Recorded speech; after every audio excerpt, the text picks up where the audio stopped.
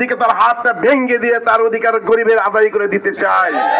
এমনি ভাবে যদি সত্যিকার অর্থে মানবতার কাছে আমরা দাঁড়াইতে পারি, আশা করি আমাদের দুশ্মনেরা, বিপক্ষ দলেরা যতই ষড়যন্ত্র এবং অপপ্রচার করুক না কেন, কোন অপপ্রচার এই দেশের জনগণকে আর বিভ্রান্ত করতে পারবে না। আগামী দিনে এই দেশের যে সংসদ হবে সে কোরআনের সংসদ। আগামী দিনে এই দেশের সংসদ হবে ইসলামী মুসলমানদের সংসদ।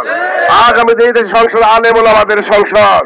সুতরাং কোরআনের আলোকে নিজেরা যেমনি ভাবে চলবো, নিজেদের পরিবারকে চালাবো, সমাজটাকে চালাবো, আমাদের এই সোনার দেশটাকে আমরা আল্লাহর দেওয়া কোরআন অনুযায়ী চালানোর জন্য ব্যবস্থা করব।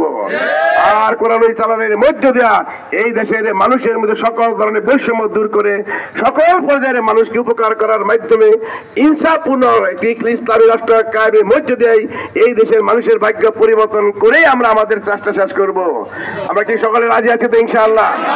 আগামী সংসদ নির্বাচন আমাদের কাজকর্মের মাধ্যমে, ব্যবহারের মাধ্যমে, আচরণের মাধ্যমে, ভালোবাসার মাধ্যমে, মানুষকে সমস্যার সমাধানের মাধ্যমে, মানুষকে সত্যিকারটা উপলব্ধি করার জন্য মানুষকে সুযোগ সৃষ্টি করার মাধ্যমে আগামী দিনে এই দেশে যে 26 সালে যে নির্বাচন হবে সেই নির্বাচনে যেন দল মত নির্বিশেষে মানুষের কল্যাণের স্বার্থে যেন পাল্লা বাঁকায় ভোট দিয়া সংসদে যাবার জন্য আমাদের সুযোগ করে দেন।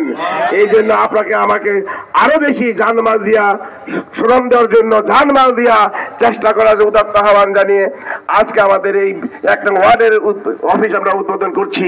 দোয়া করছি আল্লাহ রাব্বুল আলামিন যেন এই আমাদের অফিসটাকে যেন জনগণের কল্যাণের অফিস হিসাবে, আল্লাহর সৃষ্টির একটি, আল্লাহর মানবতার কল্যাণের একটি সেন্টার হিসাবে আল্লাহ কবুল করেন। যারা এই পরিচালনা করবে তাদেরকে আল্লাহ জ্ঞান যোগ্যতা যেন বৃদ্ধি করে দেয়, মানুষের কল্যাণের জন্য তাদের অন্তরটাকে আল্লাহ খুলে দেয়। এই দোয়া করেই আমরা আজকের এই অফিস উদ্বোধন করছি।